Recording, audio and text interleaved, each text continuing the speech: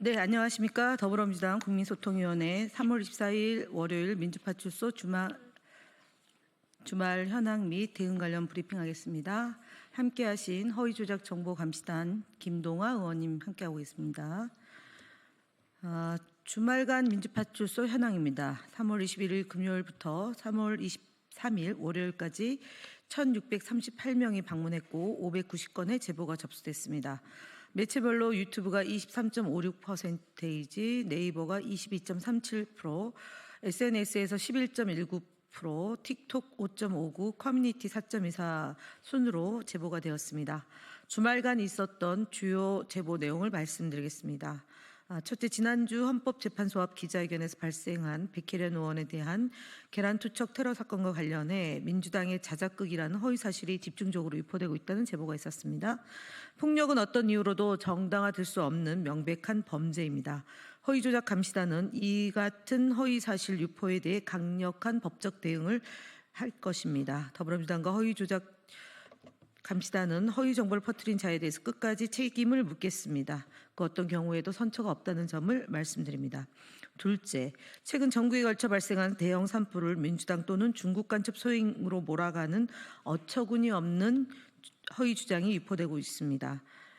전라도를 제외하고 경남 지역에만 공산당 빨갱이들이 불을 지르고 있다. 중국 화교들이 나라를 불태우고 있다 등의 주장은 근거 없는 날조이며 명백한 허위 사실입니다.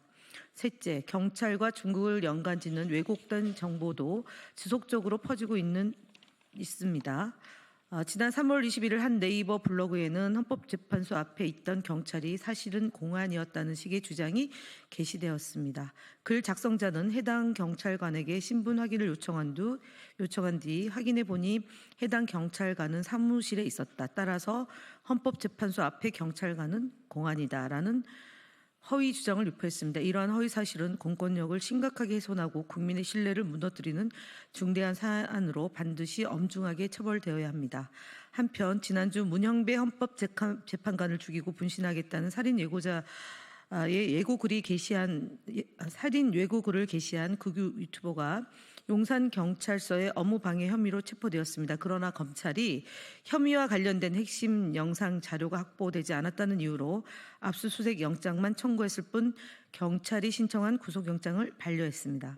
이 유튜버는 헌법재판소의 중대한 판결을 앞두고 헌법재판관을 살해하겠다고 위협하고 술에 취해 시민들을 상대로 난동까지 벌였습니다. 그럼에도 검찰은 신속한 구속 조처를 취하기는커녕 사실상 범죄를 방치하는 눈치만 보는 일을 벌이고 있습니다. 이 정도 사안에도 미온적으로 대응하는 검찰은 더 이상 법과 정의를 논할 자격이 없습니다. 검찰은 예비 범죄자가 더욱 대담하지 않도록 지금이라도 구속영장을 청구하여 즉각 신병을 확보하길 강력히 촉구합니다. 다음으로는 김동아 의원님 하시겠습니다.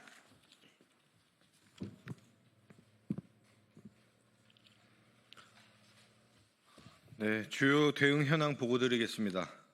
스카이데일리에 대한 언론 대응 보고드립니다. 스카이데일리는 민간 국가 지정과 관련해 좌파 세력이 국민을 선동하고 있으며 더불어민주당이 입법부를 장악해 전행을 일삼고 있다는 왜곡된 보도를 내놓았습니다.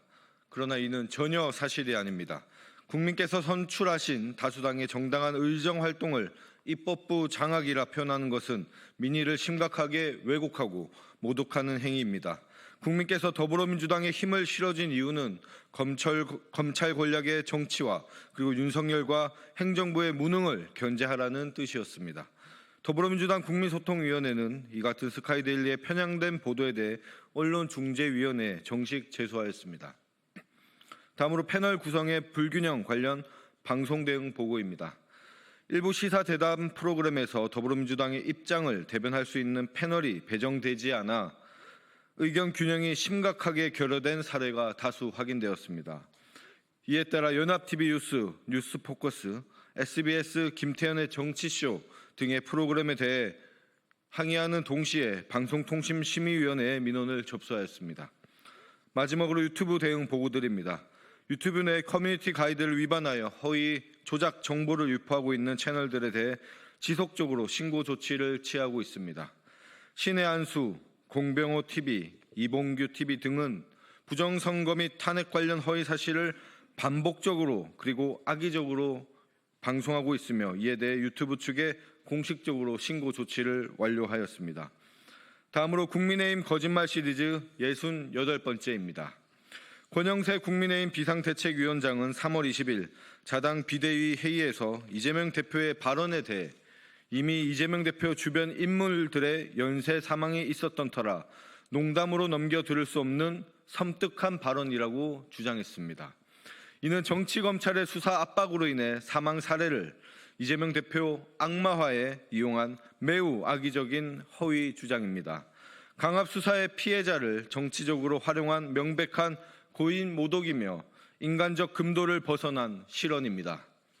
2024년 6월 인권연대 발표에 따르면 2004년부터 2023년 20년간 검찰 수사 중 자살한 사망자가 163명에 달합니다. 정치검찰의 수사 살인 피해자를 정치적 도구로 삼는 행위는 결코 용납될 수 없습니다. 다음 국민의힘 거짓말 시리즈 69번째입니다. 어제 3월 23일 권성동 국민의힘 원내대표가 거짓으로 점철된 현안 관련 기자회견을 열었습니다.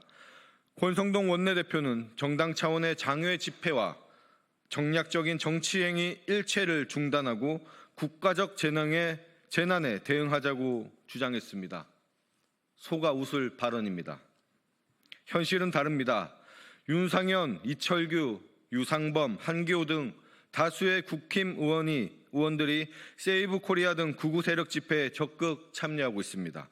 자당 의원들의 장외 집회는 방조하면서 국민의힘이 국가적 재난에 집중한다는 식의 거짓 주장을 한 것입니다. 또한 권성동 원내대표는 정부가 대행체제로 운영되는 현실이 안타깝다고도 주장하였습니다. 그러나 현 정부 마비 사태는 국힘당 1호 당원인 윤석열의 불법 계엄과 내란 시도에서 비롯된 것입니다. 그럼에도 권 원내대표는 이를 강 건너 불구경하듯이 외면하며 무책임한 태도를 일관하고 있습니다.